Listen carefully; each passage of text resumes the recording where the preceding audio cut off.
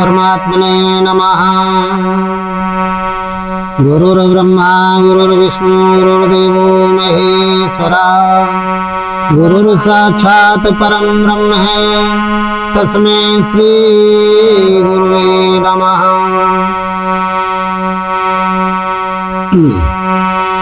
अखण्डमण्डलाकारं व्याप्तेन चराचरं तत्पदं दर्शितं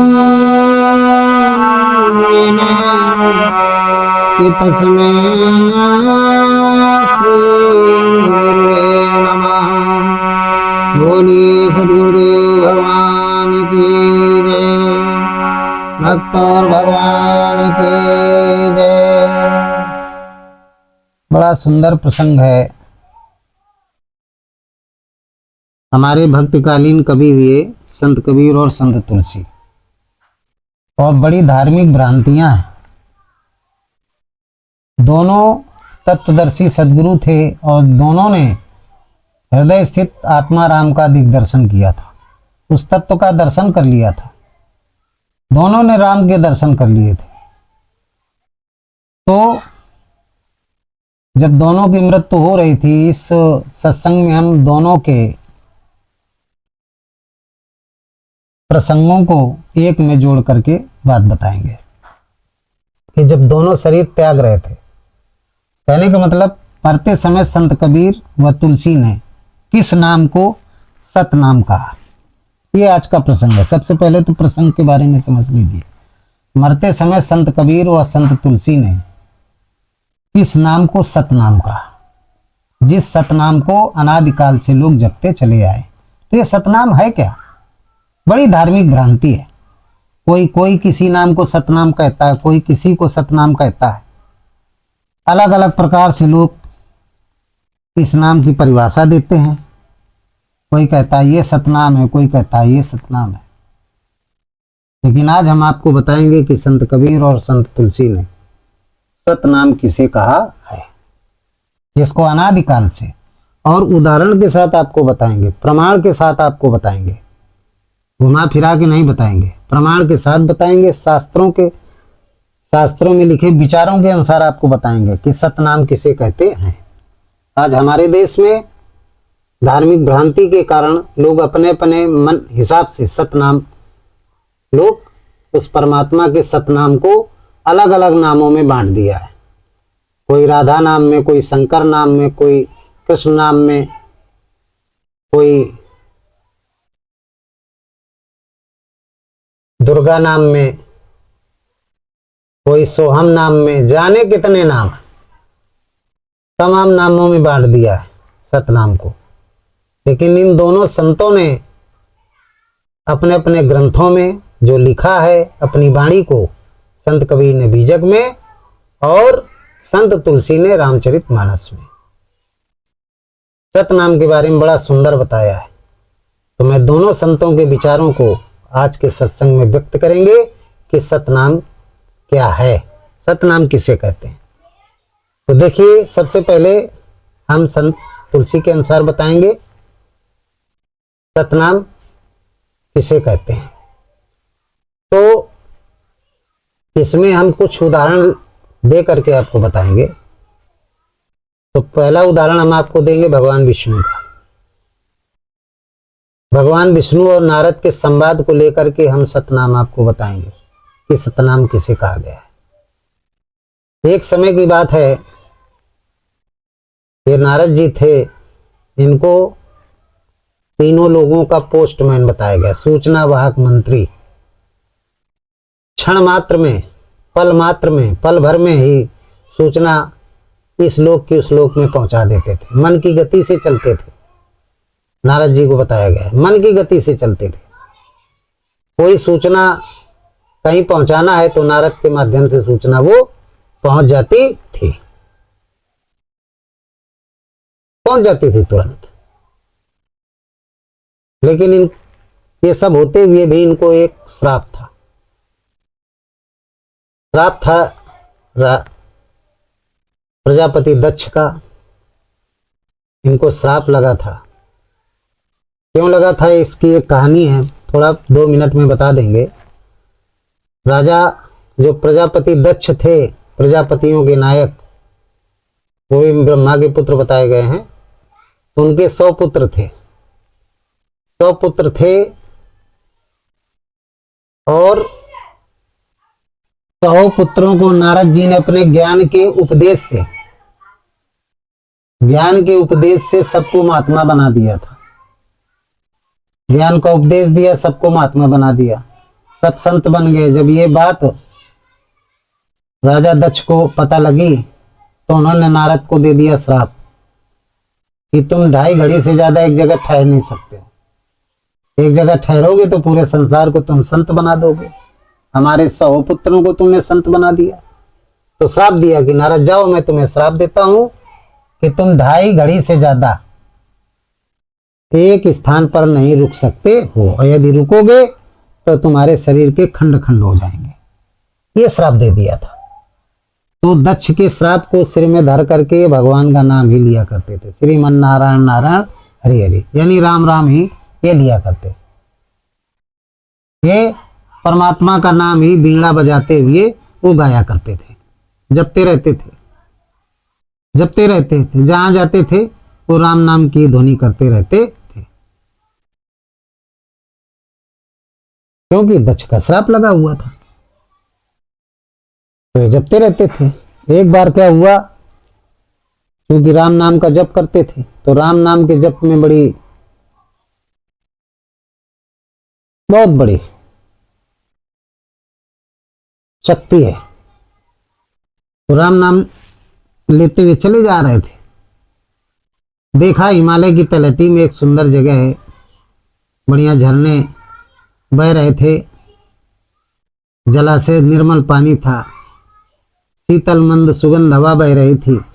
इनका मन हुआ कि हम यहाँ पर कुछ देर ठहर करके, 2.5 घड़ी ही ठहर करके भगवान का भजन कर ले। तो बैठ गए और राम नाम जपने लगे। तो 2.5 घड़ी हो गई, लेकिन राम नाम में इतने मुग्ध हो गए कि इन्हें पता ही नहीं लगा। और राम नाम का जप शुरू, श्वास प्रश्वास का जपा जाप चालू कर दिया नारद जी ने। तो इनकी मृत्यु नहीं हुई, इनके सिर के टुकड़े नहीं हुए। बहुत समय बीत गया, इंद्र का सिंहासन हिलने लगा। तो इंद्र को बड़ी चिंता हुई कि कौन ऐसा पृथ्वीलोक में तपस्या कर रहा है जिससे हमारा सिंहासन हिलने लगा। इसका मतलब है कि हमारा इंद्रासन वो चाहता है। तो इंद्र को बड़ी चिंता हो जाती थी। तो उसने पता लगवाया, तो बोले नारद जी लगे हुए हैं तपस्या करने में। उसको भय हो गया। कामी व्यक्ति होता है, वो संसार में कोई भी घटना उसको लगता है हमारे ऊपर ही आ रहा है, हम ही से कोई कुछ प्राप्त करना चाहता है। उसको चिंता हो गई। तो उसने अप्सराओं को भेजा, मेनका इत्यादि अप्सराएं आई। बोले जाओ नारद जी की तपस्या भंग करो। सब आए इंद्रलोक से और सब नाच गाना नृत्य करने लगे। लेकिन नारद जी के कोई प्रभाव नहीं पड़ा। अजपाजाप चल रहा था, श्वास आई तो राम, श्वास गई तो राम, यही चल रहा था। इसके बाद अप्सराएं चली गई। बोले हमारे बस की नहीं बात, हमारे बस की बात नहीं, इंद्र से बताया। तो इंद्र ने किसको भेजा? कामदेव को भेजा, पूरी सेना के साथ। काम अपनी पूरी सेना के साथ आया और इसके बाद उसने भी पूरा प्रयास किया। भगवान शंकर को तो काम ने पराजित कर दिया था, समाधि उनकी खुल गई थी, लेकिन नारद जी की समाधि नहीं खुली। अंत में काम चरणों में गिर गया नारद जी के, धड़ाम से गिरा तो नारद की आंखें खुल गई। देखा, बोले बोले रे कामदेव तुम क्यों, कैसे? वो कांप रहा था। बोले क्यों कांप रहे हो? तो उसने कहा अरे मुनिराज, मैंने आपके साथ बहुत गलत व्यवहार किया। बोले क्या किया? कुछ तो नहीं किया। बोले नहीं किया, इंद्र के कहने पर मैं आया, सारी बात बताई। नारद जी बोले अरे चिंता मत करो, हम सन्यासी आदमी, हमें क्या मतलब है इंद्रासन इंद्र से, जाओ, हमने तुमको माफ किया, कोई क्रोध नहीं हमारे अंदर, जाइए आराम से जाओ कामदेव। अब कामदेव चल दिया। अब ये मन में बड़े प्रसन्न हुए, बहुत ज्यादा प्रसन्न हुए। इसके बाद इस प्रसन्नता को रोक नहीं पाए कि हमने काम को जीत लिया है। तो कहां पहुंचे? ये पहुंचे ब्रह्मा जी के पास। सबसे पहले बच्चा जब सफलता प्राप्त करता है तो कहाँ जाता है? अपने पिता के पास, माता के पास। तो ब्रह्मलोक पहुंचे, ब्रह्मा जी को बताया बात। तो ब्रह्मा जी बोले हमको बता दिया तो बता दिया, अब किसी को ना बताना। लेकिन वहां से नहीं रुके, फिर ये कहाँ चले? कैलाश। श्रीमन नारायण नारायण राम राम करते हुए कैलाश पहुंचे। कैलाश में पहुंचे तो देवादिदेव महादेव बैठे हुए थे माता पार्वती जी के साथ। तो इन्होंने श्रीमन नारायण नारायण कहा देवर्षि नारद जी ने। तो महादेव जी ने इनको बुलाया और आसन दिया। आइए मुनिवर, बहुत दिनों बाद आए हो, बड़े प्रसन्न दिखाई दे रहे हो, क्या बात है? अरे बोले कुछ बात नहीं है। अरे नहीं, बोले बहुत प्रसन्न हो। बोले यहाँ प्रसन्नता का विषय है कि जिसने आपको पराजित कर दिया था आज वो मुझसे पराजित हो गया। बोले कौन? बोले वही कामदेव। आपको उसे भस्म करना पड़ा था तब वो माना था, और हमने बिना भस्म किए उसको पराजित कर दिया। वो प्रणाम करके गया। तो चूंकि भगवान शंकर कौन है? तत्वदर्शी सदगुरु। गुरु जो होता है अपने शिष्य के हित की बात सोचता है। उन्होंने ध्यान किया राम जी का और उनको विदित हो गया कि नारद जी के अंदर विकार उत्पन्न हो गया है, अहंकार का विकार उत्पन्न हो गया है। तो गुरु का काम क्या होता है? शिष्य की रक्षा करना। तो उन्होंने सोचा कि नारद का कहीं पतन ना हो जाए, अहंकार बहुत खराब होता है, कहीं पतन ना हो जाए। तो समझाया कि नारद मुझसे कह दिया तो कह दिया, लेकिन विष्णु जी से मत कहना ये बात, अब किसी से ना कहना। ठीक है, अच्छी बात है, ये भगवान की कृपा है, ये राम नाम में इतनी बड़ी ताकत है। बोले हाँ सो तो है, आप भी तो जपते हैं। व्यंग में कहा कि आप भी तो जपते हैं, लेकिन है तो। अब प्रणाम किया और चल पड़े। भगवान शंकर ने रोका था कि विष्णु जी को मत बताना, लेकिन ये नहीं माने। और जो अहंकारी व्यक्ति होता है उससे कह दिया जाए कि वहां मत जाना, लेकिन वो जाएगा। तो नारद जी भी बात नहीं माना सदगुरु की। और गुरु के वचन प्रतीत न जो जेहि, और सपने सुगम न सुख सिद्ध तेहि। शंकर कौन है? जगत बंधु जगदीशा, ये आदि गुरु है। गुरु की बात नहीं माना, चल दिया। विष्णु जी के पास पहुंचे और भगवान विष्णु ने बड़े आदर से बैठाला। बोले नारद जी बहुत बहुत खुश हो आज, क्या बात है? अरे बोले कुछ नहीं, सब आपकी कृपा है। बोले नहीं फिर भी बताइए सारी बात। बोले अच्छा ऐसा हुआ? बोले हाँ। अरे बोले नारद तुम्हारे समान है क्या कोई? भगवान ने विचार किया कि नारद तो पतन की ओर जा रहे हैं, इनका उद्धार करना चाहिए। नारद जी चले, आप लोगों को पता है, नगर विस्तार कर दिया और शीलनिधि नाम के एक राजा की स्थापना कर दी। और इसके बाद वहां विश्वमोहिनी नाम की कन्या, स्वयंवर, ये सब आप लोगों को पता है। इसके बाद नारद जी वहां से निकले, रास्ते में वो नगर, लेकिन इनके अंदर अहंकार था। ये अहंकार में समझ नहीं पाए कि यहाँ नगर कहाँ हो सकता है। नगर में प्रवेश किया, लोगों से पूछा, उन्होंने कहा यहाँ स्वयंवर है, महाराज की पुत्री का, शीलनिधि राजा है हमारे, उनकी बेटी विश्वमोहिनी का स्वयंवर है, इसलिए फंक्शन हो रहा है। तो ये गए, बैठ गए उस लाइन पे। हाँ गए तो इन्होंने सोचा कि राजा के यहाँ जाना चाहिए। राजा के यहाँ पहुंचे, राजा ने स्वागत सत्कार किया। बोले धन्य हैं हम मुनिराज, आप आ गए तो बहुत अच्छे समय पे आए हो आप। मेरी कन्या का हाथ देख लीजिए। कन्या का हाथ देखा, उसके रूप को देखा तो हाथ देखना भूल गए, रूप पर टकटकी लग गई, बिल्कुल एक टकी लग गई, मोहित हो गए। राजा ने कहा महाराज, मुनिराज आप हाथ देखिए, विचारिए, बताइए कि हमारी कन्या के भाग्य में क्या लिखा है, कैसा वर मिलेगा। तब फिर झक्का खुला। तो बोले इसको जो वर मिलेगा उसको कोई जीत नहीं सकेगा।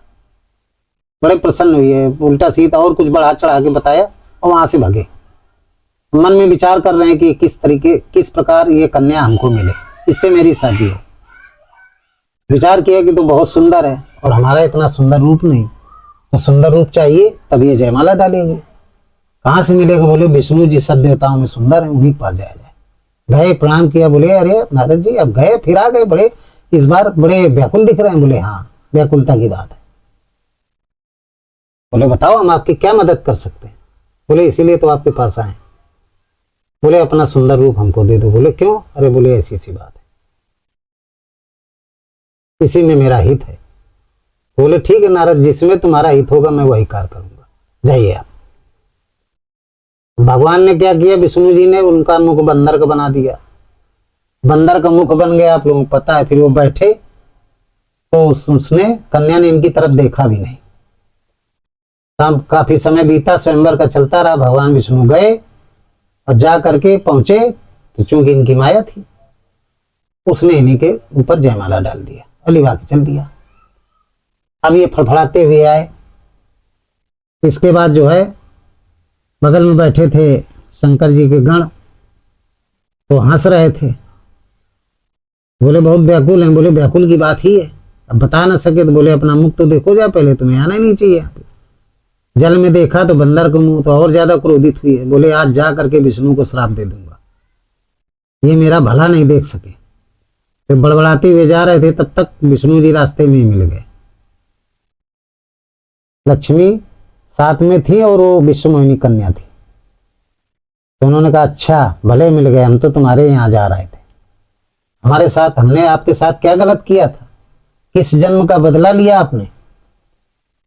और जब आपको ही ब्याह करना था तो ये सब ड्रामा क्यों किया? मुझे क्यों ऐसा रूप दिया? हंसी कराई मेरी जग में। जाओ मैं तुम्हें श्राप देता हूं। इस कन्या के वियोग में मैं तड़पा तो तुम भी स्त्री के, मैं शादी करना चाहता था, स्त्री के वियोग में मैं तड़प रहा हूं। मैं तुम्हें श्राप देता हूं कि तुम भी स्त्री के वियोग में तड़पोगे।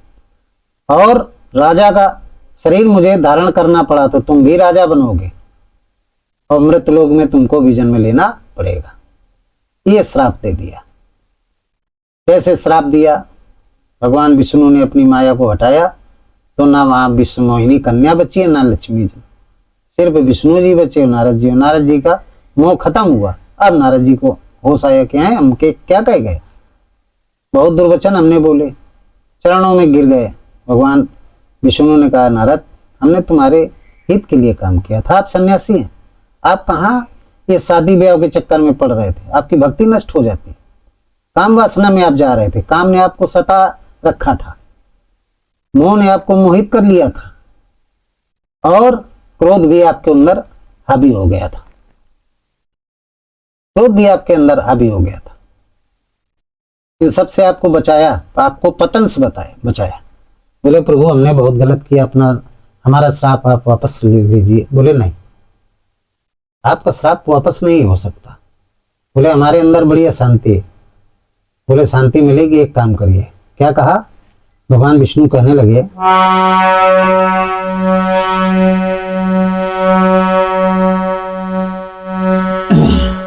कि जप हो जाए सतसंकर नामा, होई है तुरत हृदय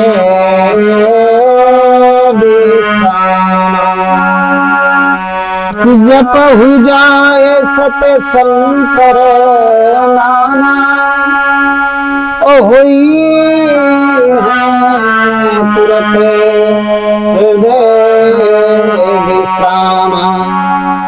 हे नारद जी, जप हो जाए सत शंकर नामा और हुई तुरंत हृदय विश्राम।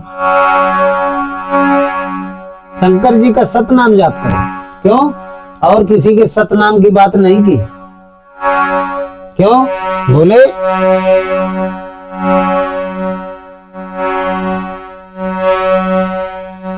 कि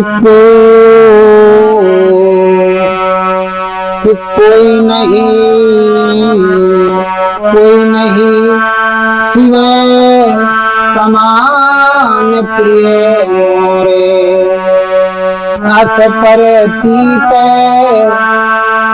कबहू जन भोरे। और क्या कहने लगे कि जेहि पर कृपा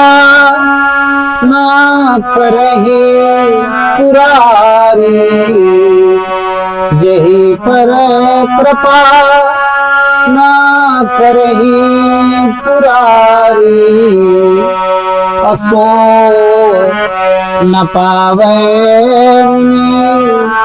भगत हमारी, अवसर धरी नहु बिचरहु जाई, और अब ना तुम ही माया मेराई।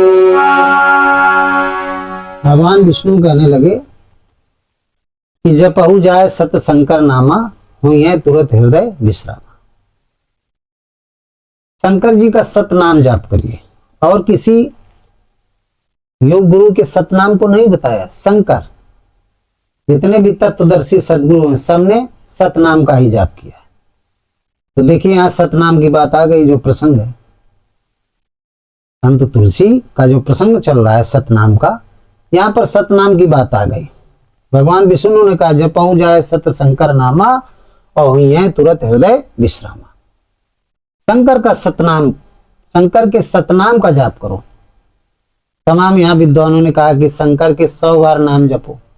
सत माने 100, शंकर माने शंकर, तो लोग शंकर शंकर शंकर जपते रहते हैं। ये ब्रह्म विद्या है रामचरितमानस। इसमें जो दिख रहा है, लिखा है, वो सत्य नहीं है, वो अविद्या है। उसके अंदर जैसे शरीर है, शरीर दिखता है, ये अविद्या है, ये नाशवान है, ये असत्य है। इसके अंदर जो जीव है, जीवात्मा है, परमात्मा है, वो सत्य है।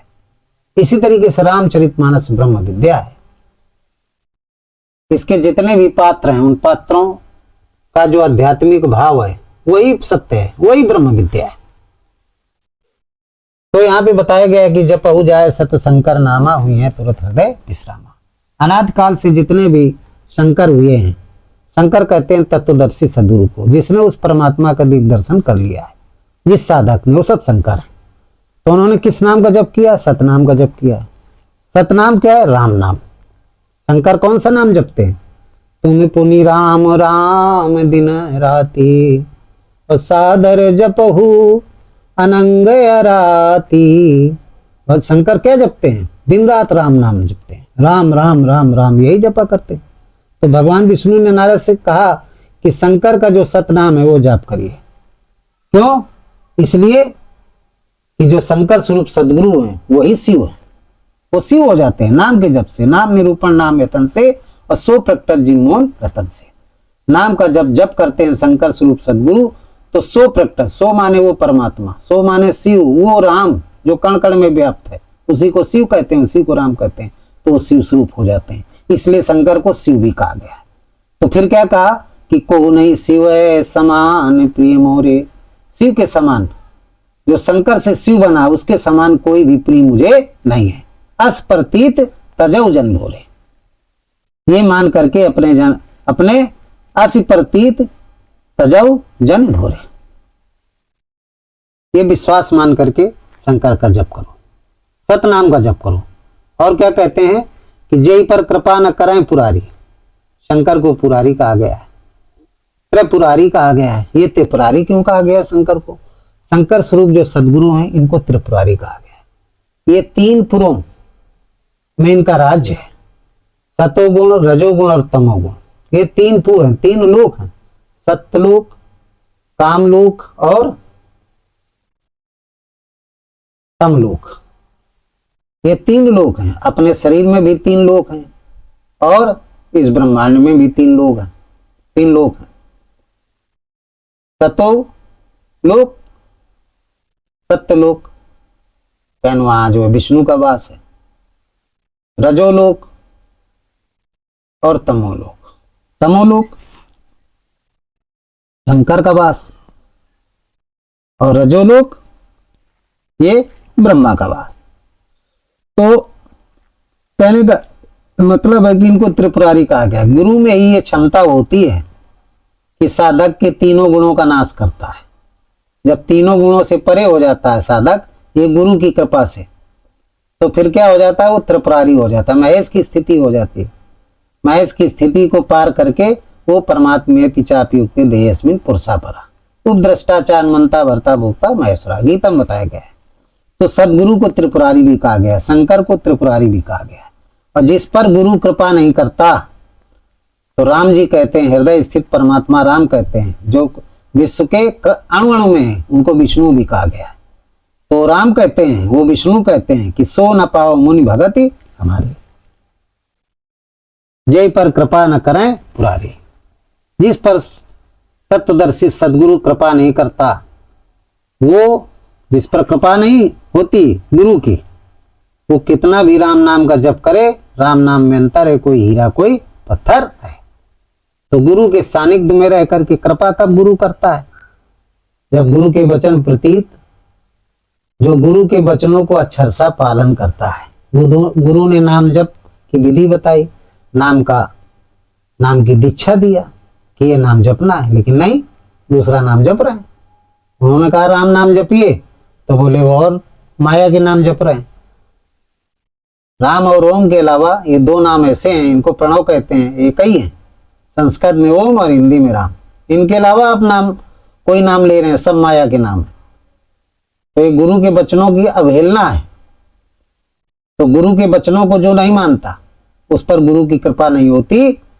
तो विश्व रूप में, विश्व के अणु अणु रूप में जो सत्ता है, जिसको राम कहते हैं, उसी को विष्णु कहते हैं, उसी को नारायण कहते हैं, तो उसकी कृपा नहीं होगी। विष्णु जी ने कहा वो मेरी भक्ति नहीं प्राप्त कर सकता, राम जी ने कहा वो मेरी भक्ति, नारद से कहा राम जी ने कि वो मेरी भक्ति प्राप्त तो नहीं कर सकता। इसलिए अस ऊर्धर मैं विचरव जाए, ये राम नाम दे रहा हूं, इसको अपने अंतःकरण में धारण करो। हे नारद, अब न तुम्हें माया नियर आई, अब तुमको माया नहीं टच करेगी, अब आप माया के चक्कर में नहीं पड़ेंगे। जप हो जाए सतशंकर नामा, हुई तुरंत हृदय विश्राम। इसका नाम का जप करोगे तो आपके हृदय में क्या होगा? विश्राम होगा, शांति प्राप्त होगी। ये सतनाम है, क्योंकि सदगुरु के मुकाबले मुझे कोई प्रिय नहीं है। को नहीं शिव समान प्रिय मोरे, अस्पर्ति तजौजन भोरे। इस बात को सब लोग समझें, इसलिए गुरु का, सदगुरु का सम्मान करना चाहिए, उसकी बात को मानना चाहिए। तो यहां पर संत तुलसीदास जी ने सतनाम के बारे में बताया कि सतनाम क्या है? राम नाम है। राम नाम को ही सतनाम कहते हैं। लेकिन आजकल लोग सतनाम या सार नाम कुछ भी कहें, विभिन्न प्रकार के नाम रखें, बोले हमारे गुरु जी ये देंगे, फिर वो देंगे, दुनिया के नाम। जनता को बेवकूफ बनाने के लिए, अपने नेटवर्क को चलाने के लिए विभिन्न प्रकार के नामों का उच्चारण करते हैं। जो असली नाम है, जिससे मोक्ष प्राप्त होना है, राम या ओम, उन नामों को न दे करके अन्य नाम गुरु दीक्षा में देते हैं नाम जप के लिए। तो ना गुरु का कल्याण हो रहा है और ना शिष्य का कल्याण हो रहा है। दोनों अधोगति में जाएंगे, चाहे जितना नाम कमा लें संसार में, चाहे जितना रुपया कमा लें, लेकिन अंत में दुर्दशा होगी उनकी। बड़े बुरी तरीके से तमाम मरे हैं, अंत में जितने भी हुए हैं, इस तरीके के इतिहास उठा के देखें, बड़ी दुर्दशा हुई है मरने के समय, बड़ी दुर्दशा हुई है। तो संत कबीर की तरीके, जिसने प्रणव का जाप किया है, उसको कोई दिक्कत नहीं होती है। बड़े आराम से हंसते हंसते और बोलते बताते सहस्रार चक्र से प्राण निकाल लेता, उसके अंदर क्षमता आ जाती है, चूंकि राम को जागृत कर लिया। इच्छा मृत्यु आ जाती है, सुखमय इच्छा मृत्यु, जब चाहेंगे तब प्राण को निकाल सकते हैं।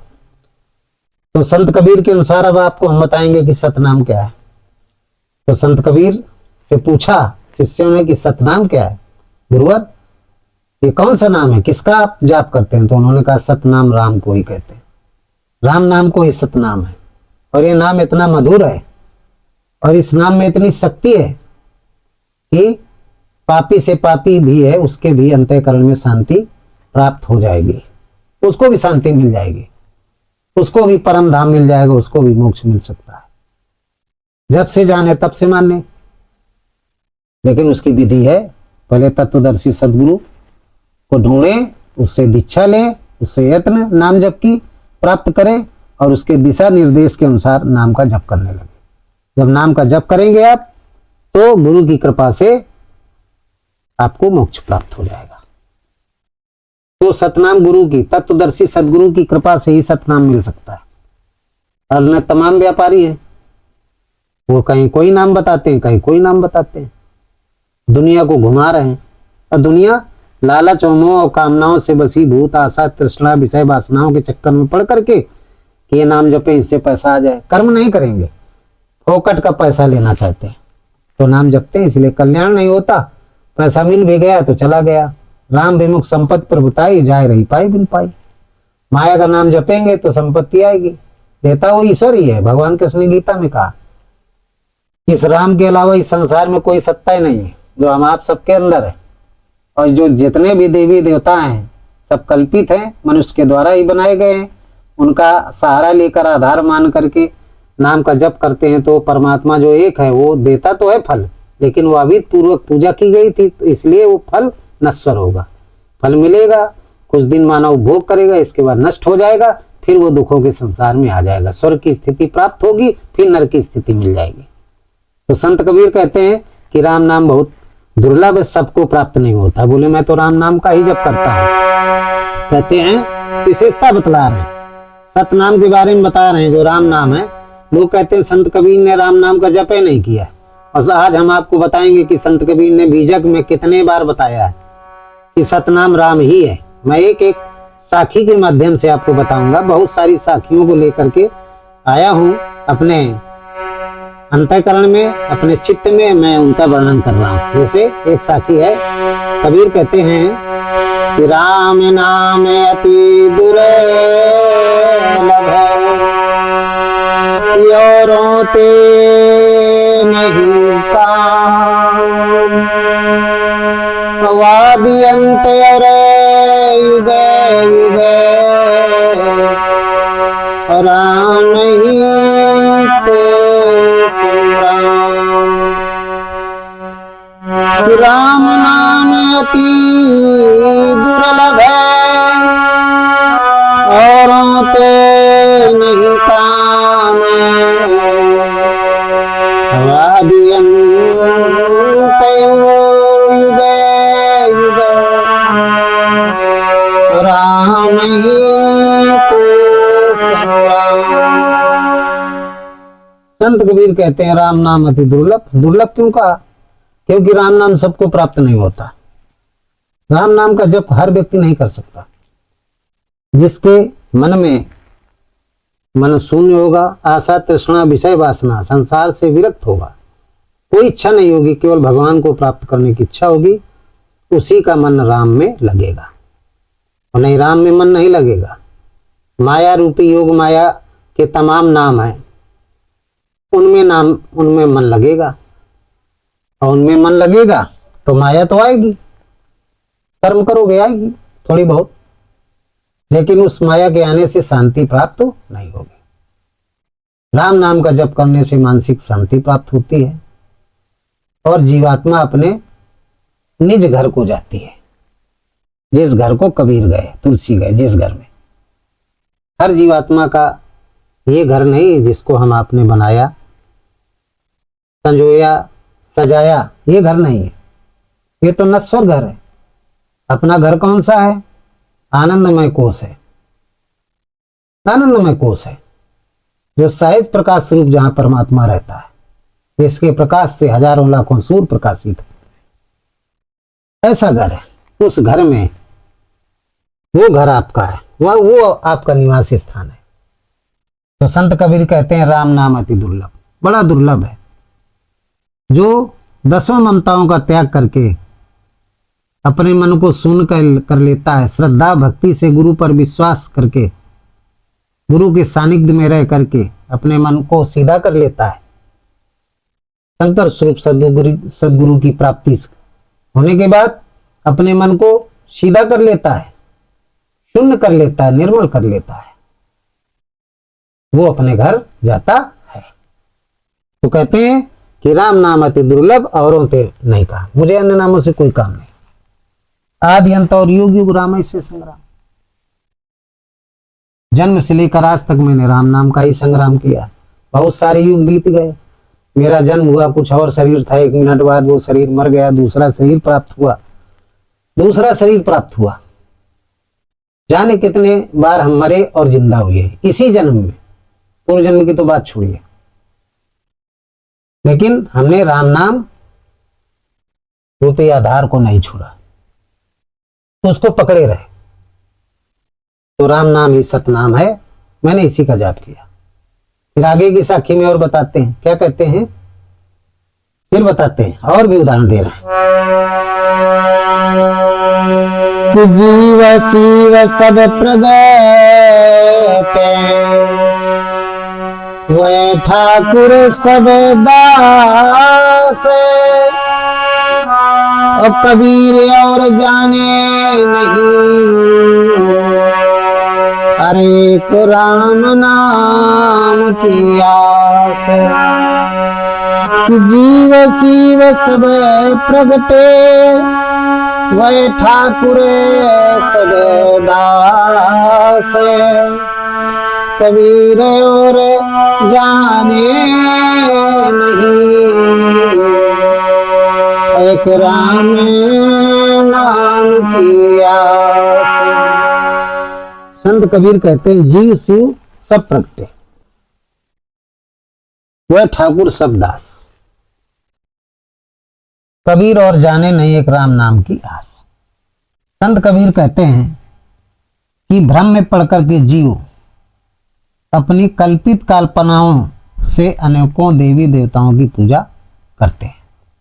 माया रूपी अनेक नाम हैं, उनकी पूजा करते हैं, उनकी अर्चना करते हैं, उनका नाम जप करते हैं, उनको भगवान मानते हैं, अपने आप को दास मानते हैं, इसीलिए उनका कल्याण नहीं होता। संत कबीर कहते हैं कबीर और जाने नहीं राम नाम की आस। हम राम नाम के अलावा और किसी को नहीं जानते, हमें नरक में नहीं जाना है, तो राम नाम ही हमारा सतनाम है, जिसको अनादिकाल से लोगों ने जपा है। फिर आगे कहते हैं एक साखी में और कि सुमिरण करहु राम का अछाणो दुख की आस। संत कबीर कहते हैं सुमिरण करहु राम का छाणो दुख की आस, और ता ऊपर धौ चापी हो और जस को लू कोट पिशाच। कहते हैं सुमिरण करहु राम का, सतनाम जो राम है इसी का जाप करिए। अपने भक्तों से कह दें मेरे शिष्यों सतनाम का ही जाप करो, छाड़ो दुख की आस। इस नाम का जप करोगे तो दुख नहीं आएगा, छाड़ो दुख की आस। ता ऊपर धौ चाढ़ियो और जब कोलू कोट पिशाच। यदि इस नाम का जाप नहीं करेंगे, माया रूपी नाम के जाप करेंगे, योग माया के तमाम नाम है, इन नामों का जाप करेंगे जो संसार कर रहा है बहुत सारे लोग, राम और ओम को छोड़ करके जाने कितने नाम। तो ये क्या है सब, ये दुख की तरफ ले जाने वाले। तो जिस तरीके से कोल्हू में जो चक्की होती है धान की, पहले कोल्हू होते थे संत कबीर के जमाने में, तो कोल्हू होते थे, बैल होते थे, उनमें धान डाले जाते थे तो वो कुटते थे, चक्कर कैसे लगता था और उससे चावल निकलता था। तो उसी समय की बात का उदाहरण दिया उन्होंने कि ता ऊपर धौ चापी हो जस कोल्हू कोट पिशाच। जैसे धान का दाना है, करोड़ों चक्कर में पिस करके वो चावल बनता है, पिसता रहता है। इसी तरीके से राम नाम का जो जप नहीं कर रहा है सतनाम का, वो 84 लाख योनियों में अनेकों करोड़ों जन्म होंगे, उनमें पिसता रहेगा, बड़ी दुर्दशा हो जाएगी उसकी,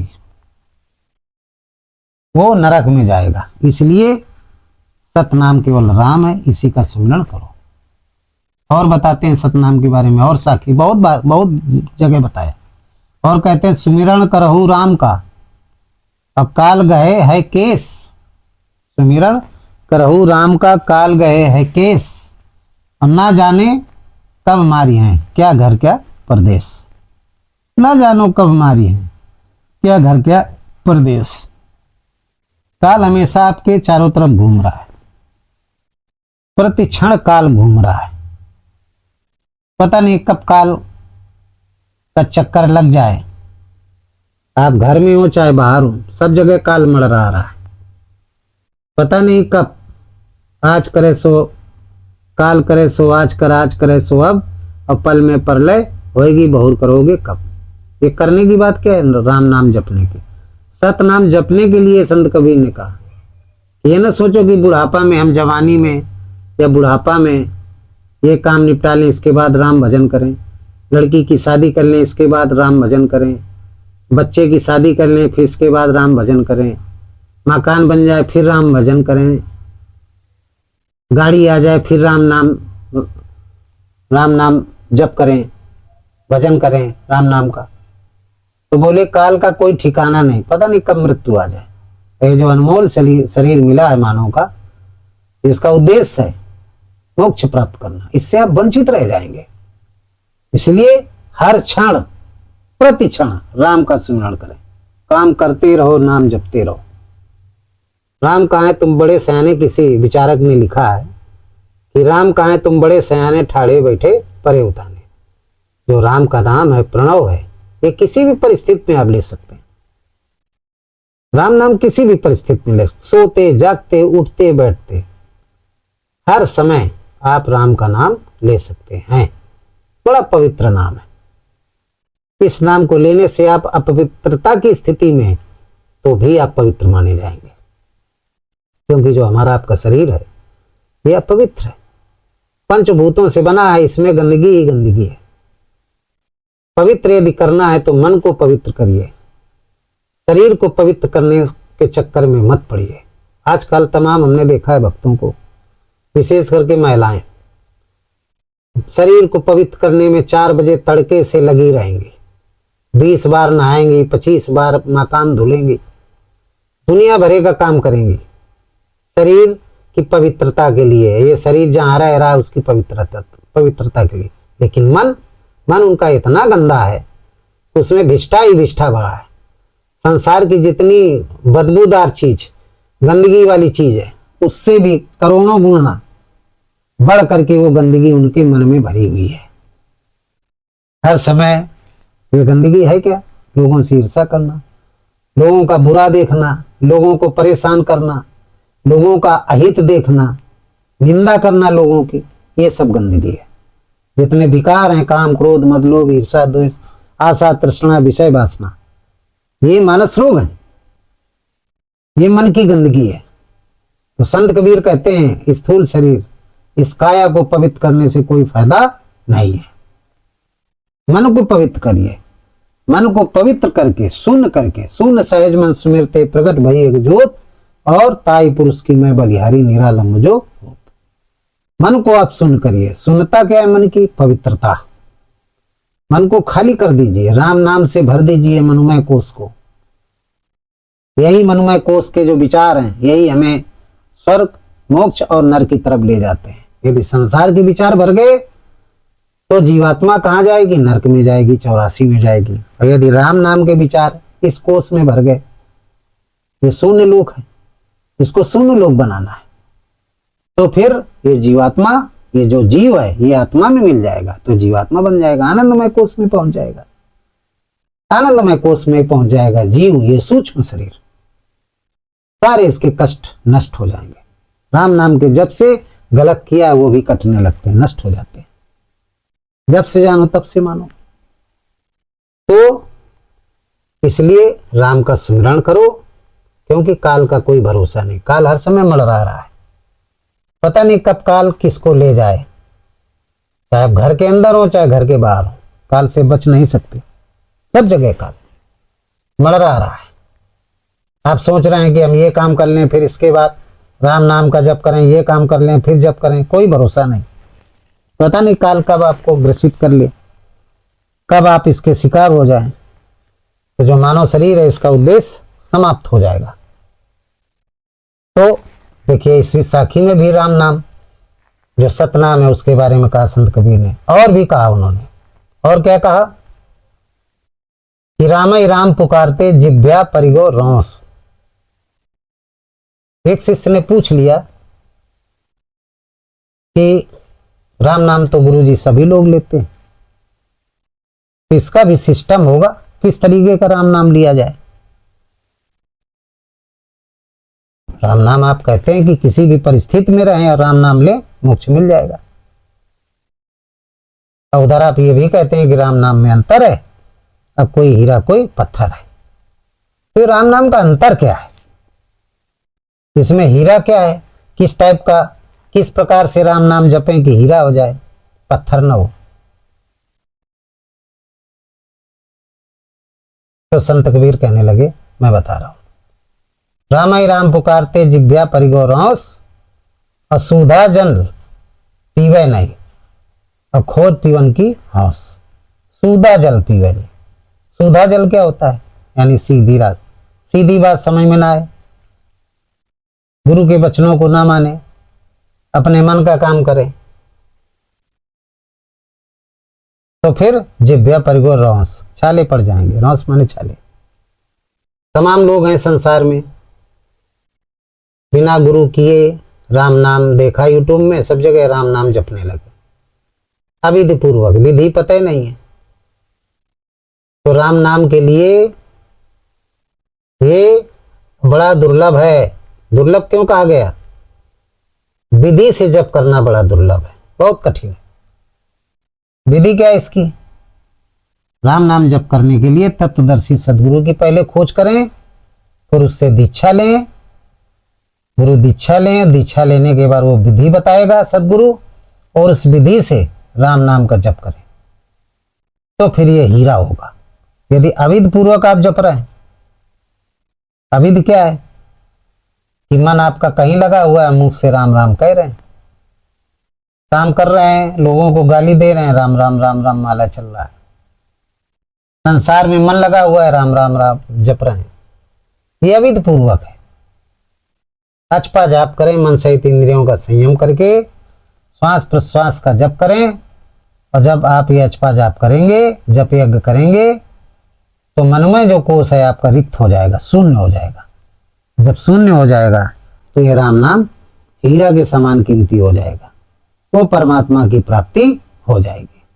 यदि इस तरीके से आप नहीं कर रहे हैं, तो ये राम नाम जो सतनाम है, इसमें भाव होना चाहिए कि हम हृदय स्थित एक राम का भजन कर रहे हैं, जो परमात्मा कण कण में व्याप्त है, उस राम का हम भजन कर रहे हैं, ये भाव होना चाहिए। जितने और शास्त्रों में राम नाम आए वो भाव नहीं होना चाहिए कि हम, वो सब सदगुरु हैं, सदगुरु का ध्यान किया जाता है, सदगुरु का नाम नहीं लिया जाता। श्री राम जी, परशुराम जी, बलराम जी, जाने कितने राम हुए, कृष्ण जी, शंकर जी, ये सब सदगुरु हैं, इनका ध्यान किया जाता है, इनके चरणों की सेवा की जाती है। और नाम किसका लिया जाता है, वो कण कण में जो व्याप्त है, जड़ चेतन में व्याप्त है, वो परमात्मा, परम तत्व, जिसको राम कहते हैं। रमे निरंतर आत्मा सब घटाट होयाम, संत कबीर कहते हैं, ताई से बुद्ध संत जन कहता सुराम। जो शुद्ध है, बुद्ध है, उस परमात्मा का नाम राम है। वो भाव रखना चाहिए, जो कण कण में व्याप्त है, जड़ चेतन में व्याप्त है, सब में व्याप्त है, किसी व्यक्ति विशेष का नाम नहीं है, परम शक्ति, परम चेतना का नाम है, परम तत्व का नाम है। मैं उस राम नाम का जप कर रहा हूं, ये भाव होना चाहिए। ये राम नाम ले रहे हैं तो फिर आपका कल्याण होगा, ये भाव होना चाहिए। इसी राम नाम की अनुभूति को, जो अंतःकरण में निवास करता है, उसकी अनुभूति को जब राम नाम का जप करता है साधक, नाम निरूपण नाम यतन से, सो प्रकट जी मोल रतन से, तो आत्मा की जागृति हो जाती है। जागत में सिमरन करें, सोवत में लौलाए, और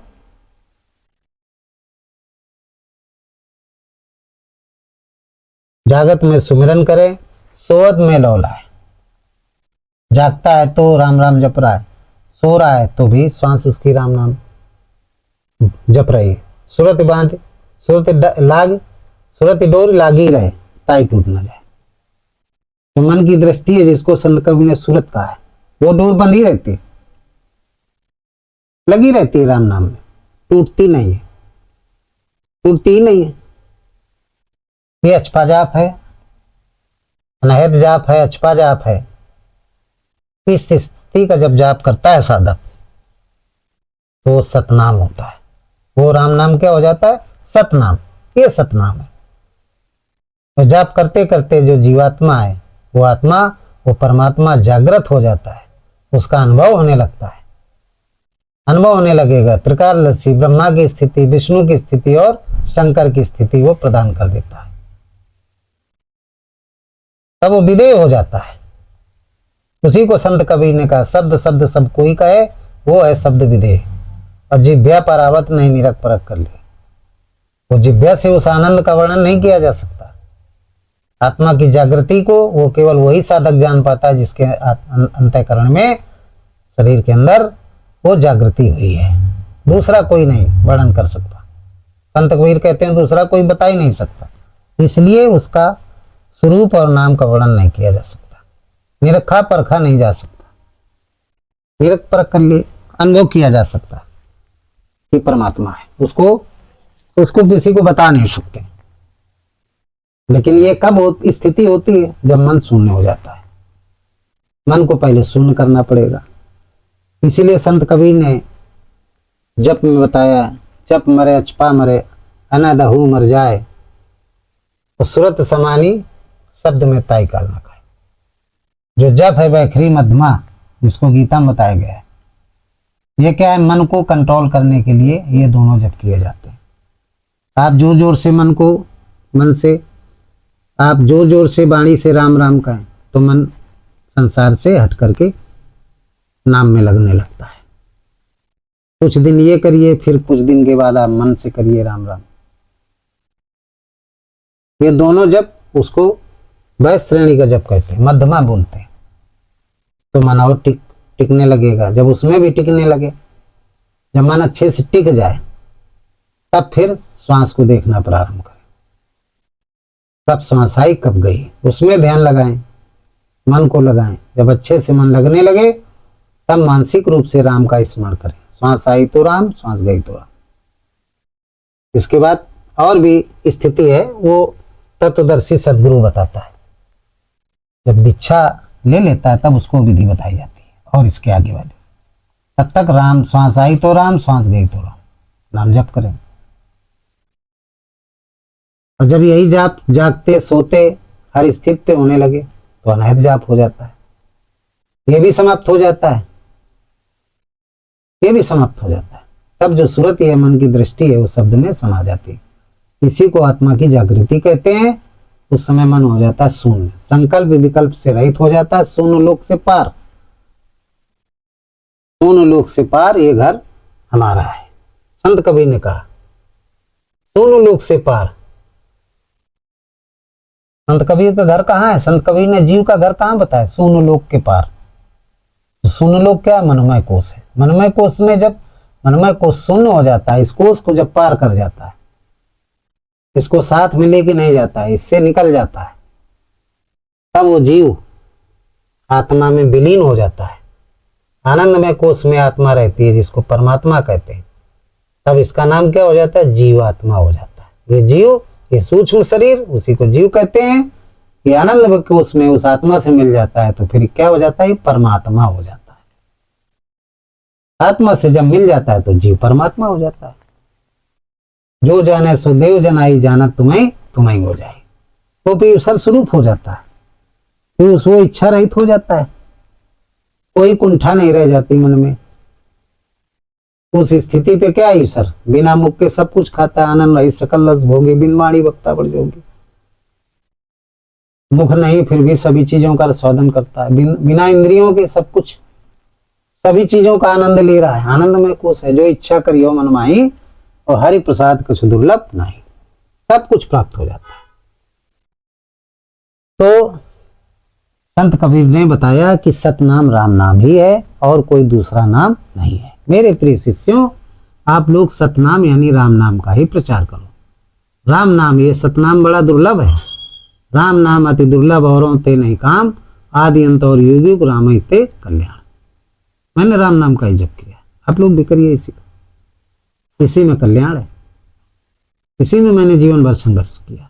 तो मैं तो जा रहा हूं, शरीर छोड़ करके अपने घर जा रहा हूं। आप लोग भी अपने अपने उस घर में जाना चाहते हो तो सब लोग इसी सतनाम का जाप करें और आगे आने वाले जो लोग हैं उनको भी बताएं, चाहे लिखने के माध्यम से, चाहे वाणी के माध्यम से। ये राम नाम ही सतनाम है, इसी का जप करिए। ये कह करके संत तुलसी कबीर ने अपने प्राणों को त्याग दिया था। ये सतनाम है। लोग विभिन्न प्रकार के नाम कहते हैं, ये सतनाम, कोई ये नाम सतनाम कहता, कोई ये नाम सतनाम कहता। यही सतनाम जब मृत्यु होती है तो जब 4 लोग कंधे पे लेकर के 100 को जाते हैं तो यही सतनाम ही बोला जाता है कि राम नाम सत्य है।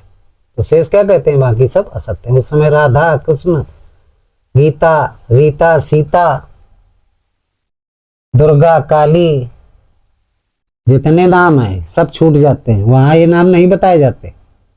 उस समय उनसे लाया जाए पकड़ करके, जो बताते हैं राधा जपो फलाना जपो ढिकाना, उनको लाया जाए कि अब क्यों बताया जा रहा है, इनके मुंह बंद करो। वो भी जब मरते हैं तो उनके भी मरने पर यही राम नाम ही बोला जाता है।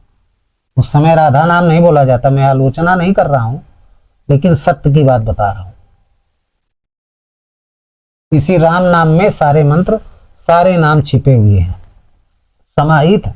ये सब माया के नाम है, और माया किसकी दासी है? सारे नाम किसके दास हैं? राम नाम के दास है। ये सब योग माया के नाम है, और योग माया किसकी दासी है? राम की दासी है। तो खुद राम की दासी है, और उसका नाम आप जपेंगे तो कल्याण होगा। उसका नाम जपेंगे, वो प्रकृति का नाम है, प्रकृति को ही योग माया कहा गया है। तो योग माया को जपोगे तो जैसा खाओ अन्न वैसा हो मन, तो आप प्रकृति में ही बंधे रहोगे, प्रकृति से पार नहीं हो सकते, क्योंकि प्रकृति से पार वो परमात्मा है। प्रकृति पार प्रभु सब उर्वासी, जो सबके उर में रहता है वो प्रकृति से परे है, योग माया से परे है। प्रकृति पार प्रभु सब उर्वासी, ब्रह्म निरी विरज अविनाशी। जो ब्रह्मनिष्ठ योगी हैं वो उस विरज अविनाशी को, उसी को भजते हैं। आप भी उसी को भजिए। चाहे जितने भी संत हुए हों, जो भी नाम जप के लिए बता रहे हैं, लेकिन मरने के बाद जब वो भी मरेंगे तो उनको भी जब 4 कंधों में ले जाया जाएगा तो राम नाम ही कहा जाएगा कि राम नाम सत्य। फिर ये नहीं कहा जाएगा राधा नाम सत्य। राम नाम सत्य है, एक बोलेगा, आधे बोलेंगे तो आधे बोलेंगे, बाकी सब असत्य है। उस समय असत्य हो जाएगा। आप मरोगे तो आपके उसमें भी बोला जाएगा। तो क्यों पाखंड के जाल में पड़े हुए हो? राम नाम का जप करो। राम नाम अति दुर्लभ, औरों ते नहीं काम। संत कबीर ने कहा आदि अंत और युग युग राम इति संग्राम। मैं तो दावे के साथ कहता हूं, चाहे कबीर पंथी हो चाहे किसी भी पंथ के हो, लगे बुरा तो मुबारक हो उनको, हमें इसकी परवाह नहीं। आपको हम अच्छी बात बता रहे हैं, आप सुने, आकर्षण में न आए, सत्य की बात को स्वीकार करें। सत्य कड़वा होता है, सत्य को ग्रहण करने का प्रयास करें। तो सतनाम राम नाम को ही कहते हैं, सार नाम राम नाम को ही कहते हैं, और कोई दूसरा नाम नहीं है। इसीलिए जितने भी आदि पुरुष हुए हैं इनको शंकर कहा गया। वंदे बोध मयम नित्यम गुरु शंकर रूपम यमाश्रितो ही वक्रोप चंद्रा सर्वत्र वंद्रते। तो स्वामी जी ने रामचरितमानस में शुरू में लिख दिया, भवानी शंकरो वंदे श्रद्धा विश्वास रूपो याम व्याम बिना न पश्यंति सिद्धा स्वांति स्थित मिश्रम। प्रेममयी वृत्ति को पार्वती कहते हैं, भवानी कहते हैं, सदगुरु को शंकर कहते हैं। तो विश्वास सदगुरु पर करो, और प्रेममयी वृत्ति जिसको श्रद्धा कहते हैं वो हृदय स्थित राम पे लगाओ, तो गुरु प्रसन्न हो जाएगा। वंदे बोध में नित्यम गुरु शंकर रूपम। तो जो ज्ञान का बोध कराए, राम का बोध कराए, वही शंकर है। तो उसकी विशेषता क्या होती है? शंकर स्वरूप सदगुरु की यमासितो ही वक्रोप चंद्रा सर्वत्र वंदते। मन को ही चंद्रमा कहा गया था। ये होता है टेढ़ा मन, तो टेढ़े मन को जो सीधा कर दे वही शंकर स्वरूप सदगुरु है। उस गुरु पर विश्वास करो, श्रद्धा करो हृदय स्थित राम पर, विश्वास करो गुरु पर, और गुरु के चित्र का ध्यान करके गुरु के चरणों की सेवा करते हुए गुरु के द्वारा दिया गया सतनाम राम, जिसको वो जपते रहे। तुम पुण्य राम राम दिन राति सादर जपो अनंग राति। शंकर स्वरूप सदगुरु, चाहे कबीर हो चाहे तुलसी हो, सबने राम नाम का ही जप किया। चाहे शंकर हो चाहे श्री राम चाहे श्री कृष्ण चाहे बुद्ध, जितने भी हुए हैं सबने प्रणव का जाप किया। तो आप भी उसका जाप करिए, प्रणव का। प्रणव हमने बताया ओम या राम, ये दोनों एक दूसरे के पर्यायवाची, इन्हीं को प्रणव कहते हैं। श्वास हमारी यही 2 नाम पुकारती है, इन्हीं का नाम, इन्हीं 2 नामों में से किसी एक नाम का जाप करेंगे तो आपका कल्याण हो जाएगा। लेकिन उसके पहले मन को सुन करिए। ये सतनाम है। तो इन्हीं शब्दों के साथ इस सत्संग को समाप्त करते हैं। बोलिए सद्गुरुदेव भगवान की जय। सर्वे भवन्ति सुखना सर्वे सन्तु निरामया सर्वे भद्राणि पश्यन्ति मा कश्चित् दुःखभाग् भवेत्। बोलिए सच्चिदानंद भगवान की जय। हृदय में स्थित परमात्मा राम की जय। संत समाज की जय। भक्त समाज की जय। राम राम।